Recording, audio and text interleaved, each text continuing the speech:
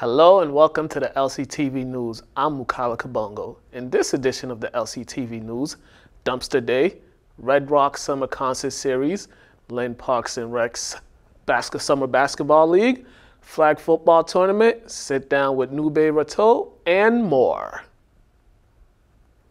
Have larger items that needs to be disposed? Lynn residents will now have twice as many opportunities to dispose large items in the next year.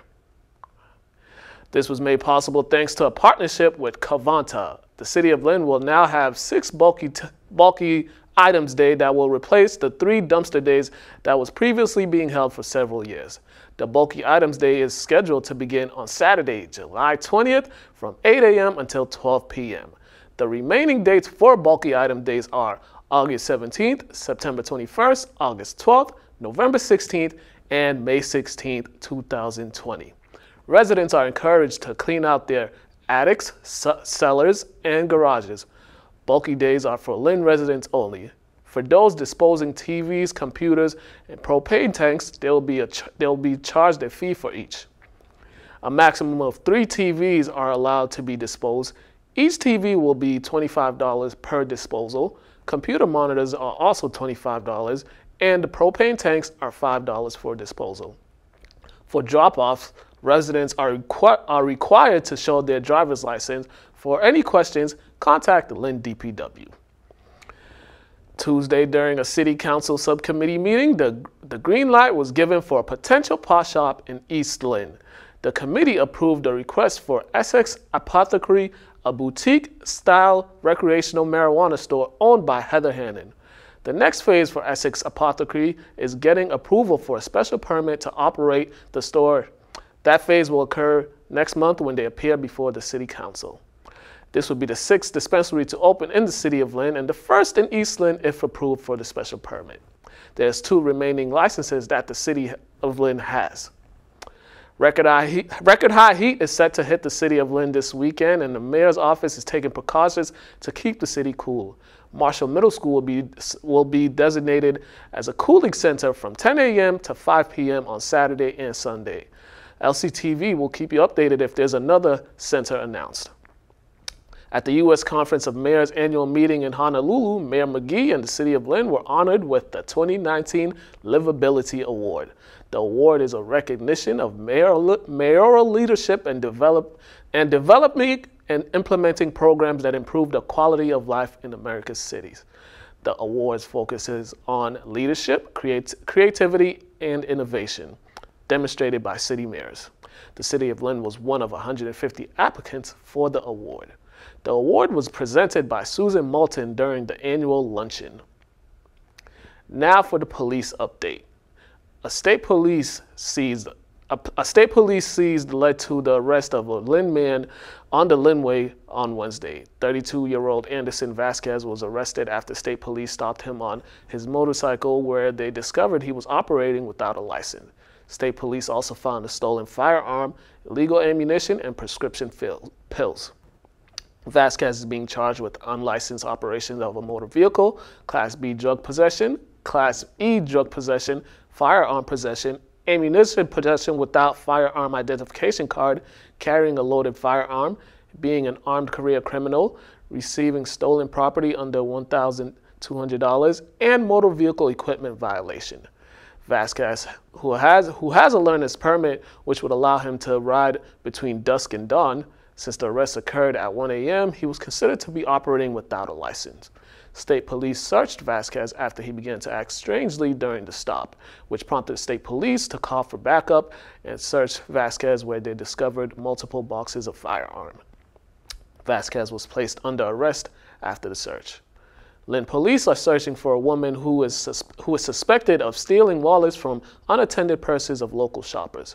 If anyone from the public has any information, they should contact Lynn Police or call the Lynn Police anonymous tip line. On Wednesday, July 10th, Romelison Maris was arrested and charged with firearm possession without a firearm identification card, leaving a firearm in a vehicle, carrying a firearm without a license, unlawful improper storage of a firearm, possession of a large capacity weapon, feeding firearm, unregistered motor vehicle, interfering with a police officer, and resisting arrest.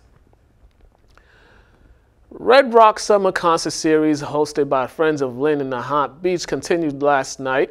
The band for this week was Shuffle Mood. LCTV was in attendance.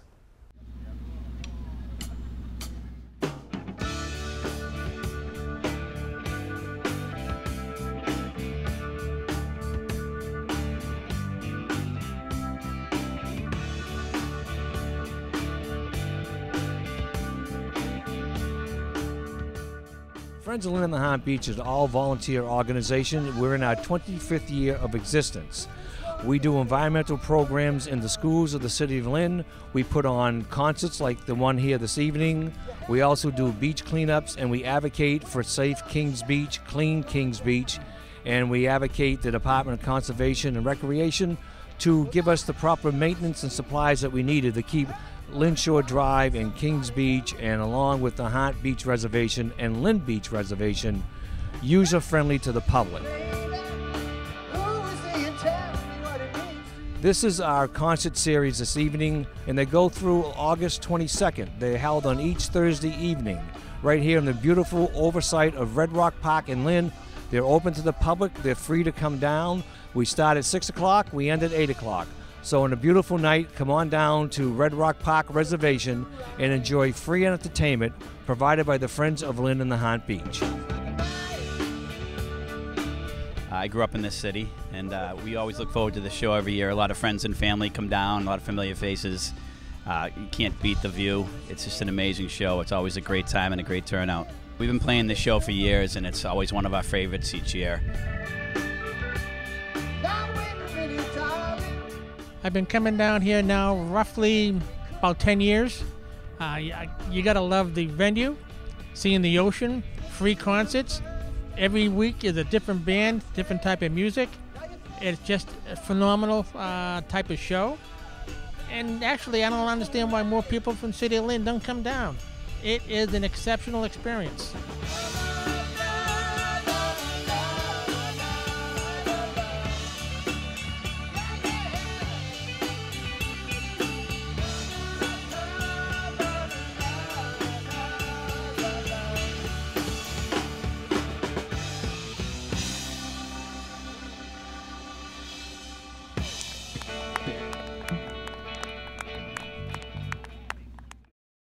The Lynn Parks and Recreation Summer Basketball League began last week. Youths throughout the city participated in the citywide league. LCTV sent a crew to Kiley Park to speak with the organizers. This is the Lynn Youth Basketball Program, Lynn Park and Recreation. It's been organized 25 years ago. My assistant, Fred Hogan, had to leave because he became a city councilor. But this is a program that's ran every summer, Monday and Tuesday. We're up at Breed, outside on the court. If it rains, we go inside. Wednesday and Thursday, we're behind Lynn English High School. If it rains, we go inside Lynn English High School. Yes, sir. Yes, sir. Right now, we're at the East Lynn site at Kiley Park, but we moved behind Lynn English because they just completed the basketball court over there. It's something that the kids get to do. As you can see, we got them here at least from 5 o'clock to 8 at night. On Friday nights, they have open gym over at Marshall Middle School. It's all Lisa Nerrick who keeps things running for the Lynn Park and Recreation. And as you can see out here, we have a qualified staff. Most of them played high school ball, college ball. Most of them have been coaches. And everybody involved in this program is aware of all the kids in the city. So that's what we're here for, and we do it every year. All these sponsors are people and business inside the city that keep this program going for the kids, and it makes it possible for them because, you know, Park and Rec don't have any money, but the sponsors come through and we have this basketball program every year for these kids. They love it. They can't wait till the end of the year when the top teams in elementary, middle school, and high school, we start the championship, and the next day they start the Shoe City basketball team over at Marion Gardens. The championship for this is going to be August 2nd on a Friday. The last week of July into the first week of August, we'll have playoffs going off and championships determined in that week. We just have fun. That's all it is to me. Fun, the kids have fun, respect, books, and ball. That's how I look at things.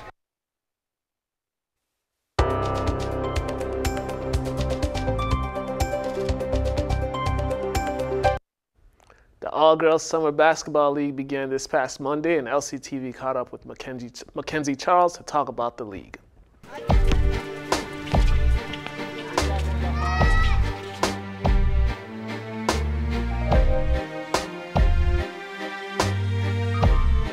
All right, we're here at Athletes Corner, Marion Gardens. It's the inaugural All-Girls League.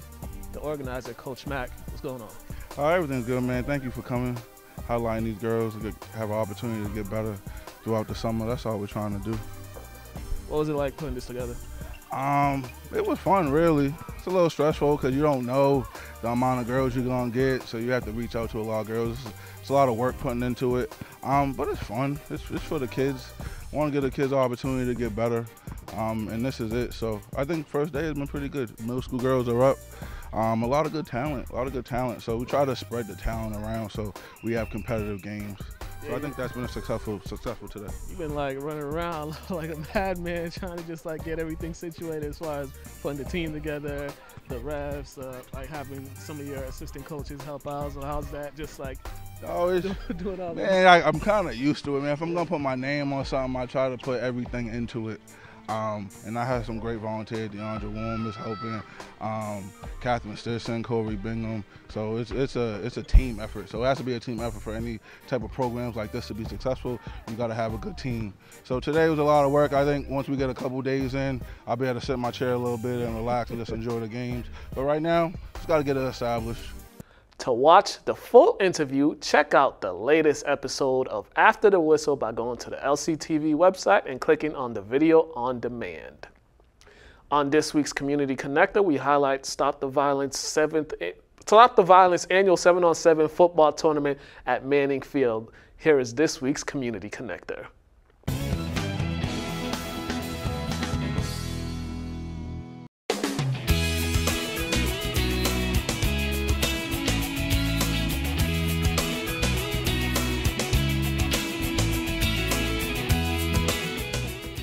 This is the 4th annual Stop the Violence 7-on-7 football tournament here at Manning Field. This year we had 160 kids come out and high school teams with some alumni teams also. 160 kids busy on a Thursday night in Lynn is something that we set out to do with the Stop the Violence movement in Lynn. Beautiful turnout, bunch of good kids here, keeping them off the streets. I think it's a great idea, and we took this championship down.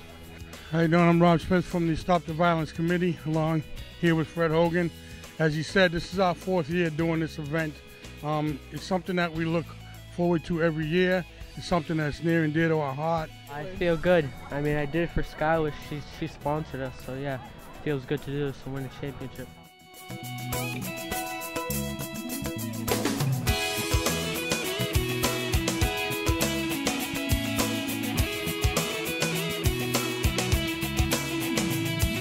I just want to say thank you to the Stop the Violence Committee. They did an outstanding job putting this event together, and I want to thank them. And I also want to thank all the sponsors from Lynn that sponsored this event. The list is long to say them all, but one thing, Rob Merriman from Ram Electric, he sponsors the footballs all year, and one of my former players, Georgia and Matt Curtis bought all the water for the event. I want to thank Rich Avery for giving us, letting us use Manning Field today. He's always been there. Anytime we need him for anything, he's right there. I think it's good for the kids that get to play against other kids, you know what I mean, instead of the same old kids. Yep. It's good for kids. Yeah.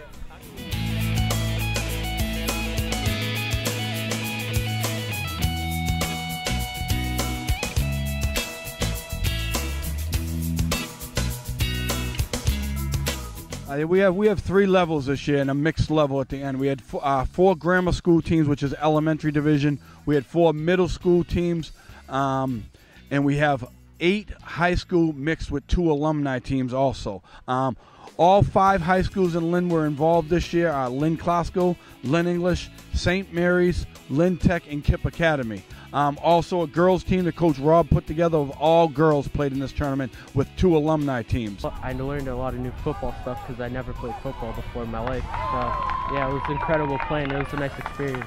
It's going to teach me to stay humble and just live life to the fullest and enjoy every moment.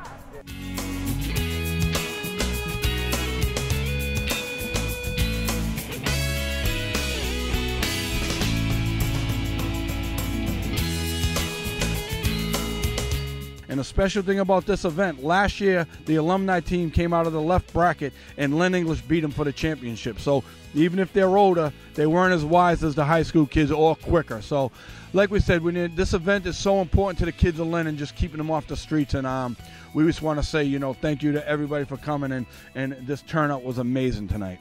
This is, like I said, this is a great opportunity for the kids to be out here playing against each other. And yeah, it was a good time. The alumni is awesome because on the right side of the alumni, we have a lot of kids that played last year and the year before, so they're all in college. A lot of real good football players, and some that just graduated from high school also. On the other side, we got a little bit of the older alumni, so they're like now 24, 25, 26, and they all got a couple girls on their team, so everyone's mixing them in. So it's a real special treat this year, and this Final Four is going to be very special this year. Thank you guys. Thank everybody for coming out and supporting us all the time. My man Fred, and also, let's go Ward 6.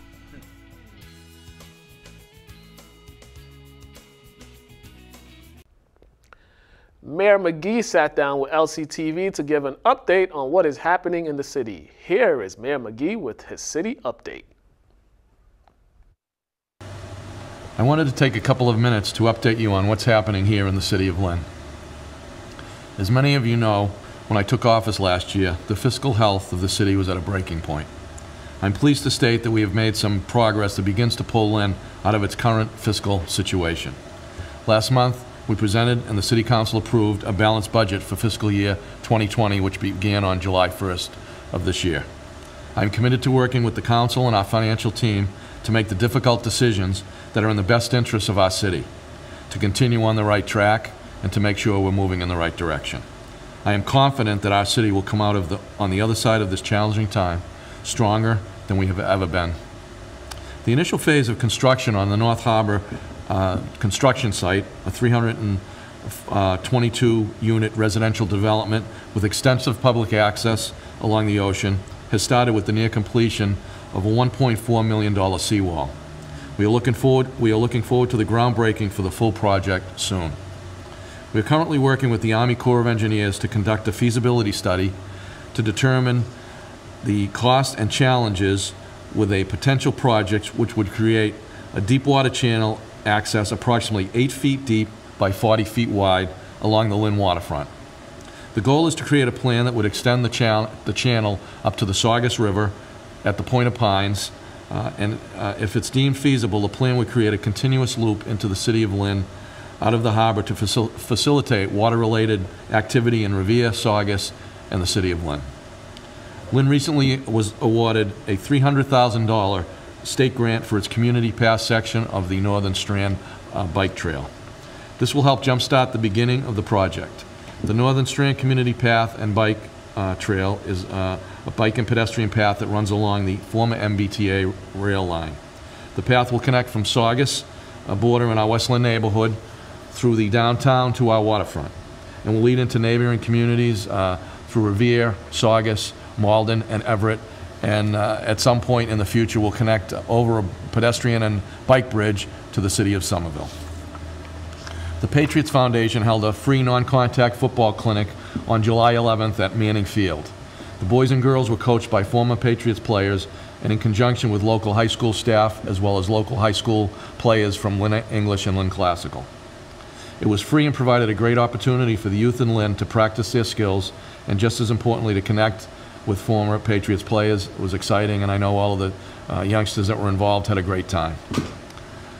All of the Lynn Babe Ruth teams had a great run this summer. The 13, 14, and 15-year-olds were playing, and the 13 and 14-year-old teams made it to the state semifinals. The 15-year-olds made it to last Sunday's state championship game at World Series Park in Saugus before losing a very competitive game. Lynn Babe Ruth continues to be a model program. We're really proud of these kids' accomplishments, and we're also proud of the hard work of the coaches and the team officials that continue to make this is such a successful and respected program for the city of Lynn. Lynn Tech's Skills USA team brought home 3 gold medal team awards and 7 individual gold medals from the National Skills USA Leadership and Skills Conference in Louisville, Kentucky. In addition, advisor Jason McCush was awarded the title for National Skills USA Advisor of the Year. They have also been recognized with the 2019 Excellence in Literacy Award by the Celebrate Literacy Day Committee.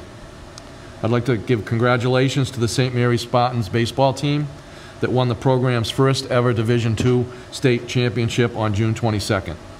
They had an outstanding season and were honored in a pregame ceremony at Fenway Park last Monday night.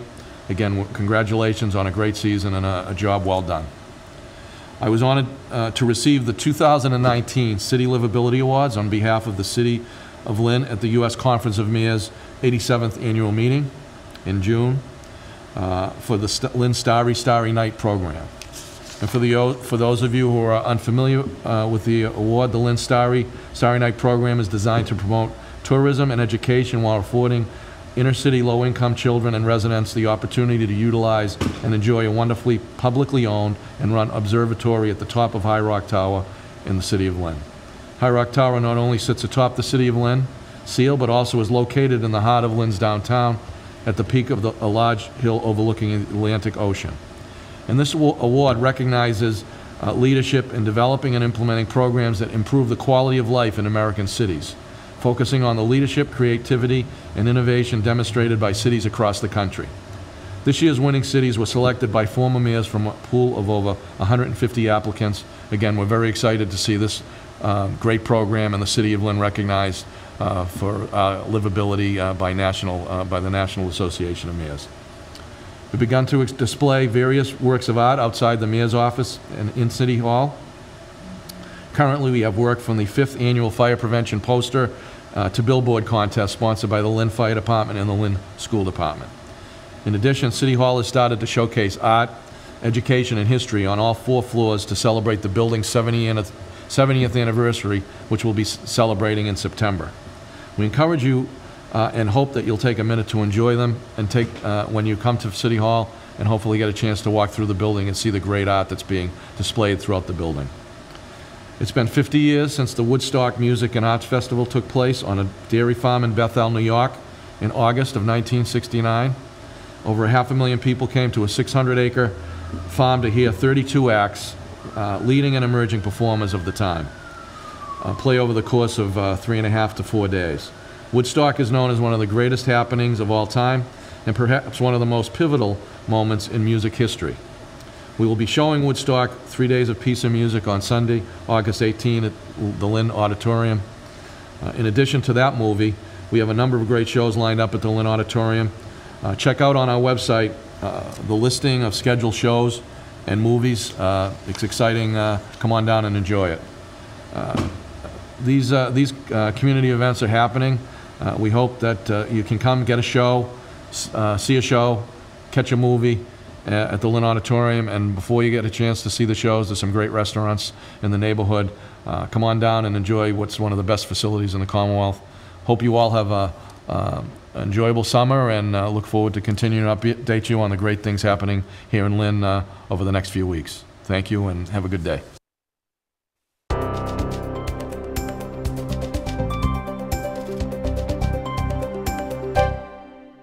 Welcome to the Lynn Lowdown. We got this is a crazy one. We have an Emmy here, Emmy Award winner. We got an Emmy on the table. This is the first of a lot of things happening. We got Mr. Noube. How you doing, sir? Oh, living the dream, man. Every day's Christmas. Every day's Christmas. I would imagine every day's Christmas when you're walking around with this, man. Just talk about this. It always goes with me. I don't go anywhere without it.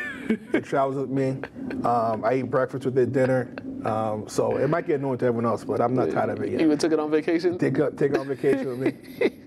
Yeah, let's talk about this Emmy Award that you got here. So you received it for best documentary at the Boston Emmys. Just talk about that. Well, first and foremost, I just want to thank and acknowledge God. I always say, we won the Emmy Award because we have Emmy Award-winning people around us. We have award-winning people around us. So we decided to tackle a very controversial issue that's going on in the country, which is policing and the relationship between police and minorities. So myself and the co-director, William Madero, we decided, let's really tackle this issue. And we kind of went about it a little differently. We said, this is a national problem. What are some local solutions? So we, really focused on the Boston Police Department, the newly appointed Commissioner William Gross. So he kind of talked about what's Boston doing that's positive, that we can kind of not have a situation that like a Ferguson or in Oakland or what have you, that's not going to happen in our general area. Yeah, like what were some of the other places? You said that you shot in Boston, then you also, as we were talking earlier, you shot in New York as well. Right. Just so talking to those officers out there. Yeah. So what we did, we focused on four major national national cases. So we went to Oakland, where we talked to. There was a movie called Fruitvale Station. Yeah. Yep. And actually, the director eventually directed The Black Panther, but his first real breakout movie was Fruitvale Station. Ryan Coogler. So we say, that's a major case. So we want to interview the original people that were featured in that movie. So we interviewed Wanda Johnson, who's the mother of Oscar Grant. So that was a major case. So we went to California for that. Then went to New York. There was a major case of fortunately, Amadou Diallo. He was shot 41 times by the police officers. That the guy with the wallet? Yes, yep. So it's a huge case. So we talked to the mother in that case, Kathy Diallo, wonderful woman. And then we went to Baltimore, and we were talking to the mother of Kevin Cooper. That was a 13-year-old who was shot and killed in his house. And then we did a case in Providence, not too far from here, and he was the only person that's living. He's actually living, but he was subject to police brutality.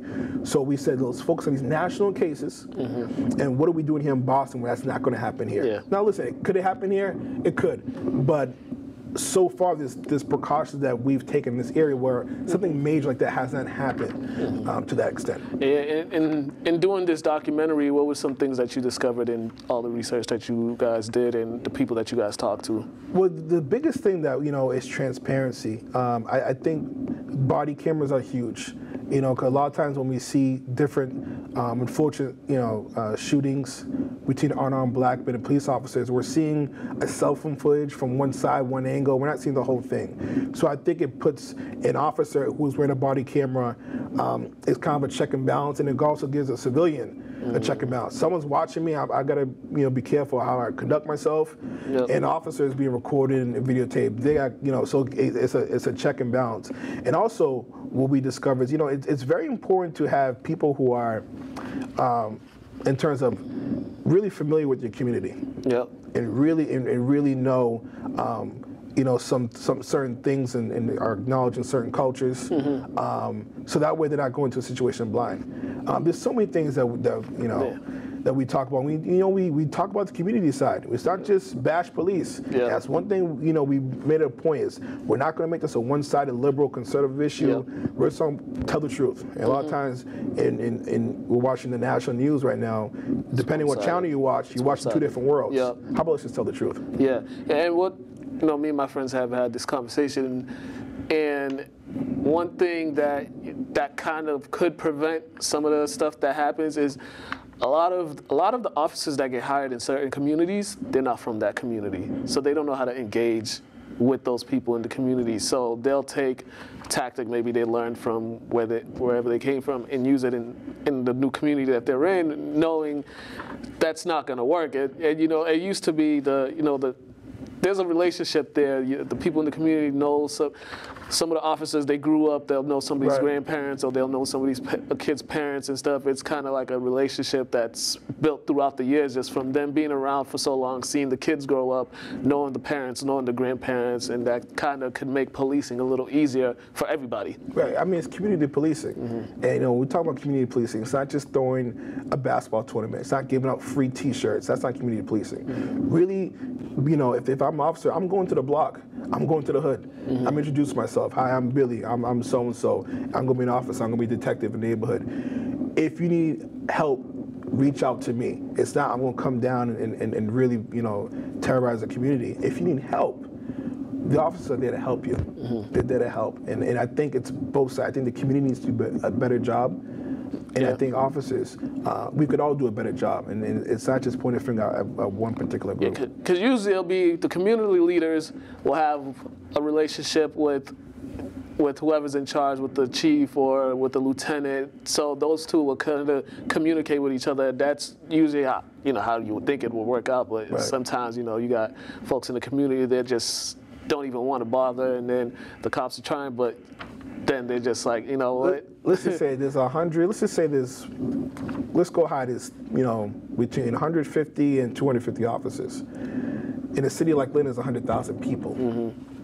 So they can't be everywhere. Yeah. The community needs to be police as well, and be the eyes and ears. Yeah, definitely. The documentary is called "The Relationship Between Police and Minorities," and we are going to screen this here at LCTV Monday, July 29th at 7 p.m. And I understand you got some other screenings, and also some movie festivals that you're going to be putting this into. Absolutely, we're excited that Officer Orrin Wright is going to be present as well on the 29th, be part of the conversation. The 31st, we're going to be at Framingham State College. And then that weekend, we're going to be in Las Vegas screening the film over there at the Action on Film Festival.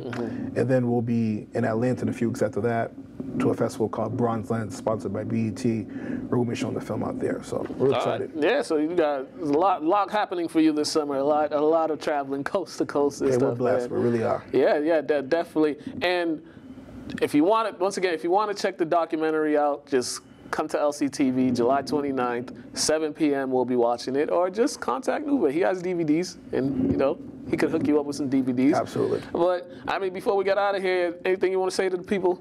Well, I think if they come on the 29th, they're going to really see a documentary that's going to be powerful. I think it's going to save lives. I truly believe that. It's going to be an objective documentary on both sides, and they're going to learn something. I want the teens to come out. I want the youth to come out. I think it's important for them to watch it. Yeah, we want a lot of people to come out. A lot of people, adults, children, law enforcement, everybody come out here. We'll watch it together. I'll be here. He'll be here. The whole staff will be here. So once again, July 29th at 7 p.m. we will be here. We will be doing a screening of the relationship between police and minorities, and then afterwards there'll be a Q&A with Noube and the director as well, the co-director as well. Yep. All right. Absolutely. So you guys could ask him whatever you want. So on that note, we are out of here. I'm gonna go act like this is mine. This Emmy's mine for a while. Hey, go ahead. I'm not gonna say nothing. All right, you guys been watching the Lynn Lowdown. Have a great day. Hi, Mom.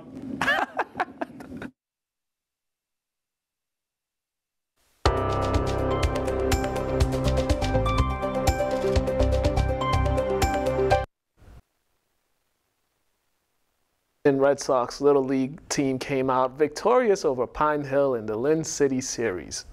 West Lynn was able to get the 3-1 victory behind Christian Figueroa's 2 RBIs. In a 1-1 tie in the 5th, Figueroa was able to connect on a pitch for a 2-run RBI single that brought in the winning runs. Jaden Driscoll led the way for Pine Hill, going 2 for 3 at bat. Pitcher David Perez struck out 6 for Pine Hill.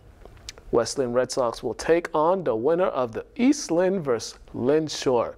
Those two teams will play this weekend. And now for some local events.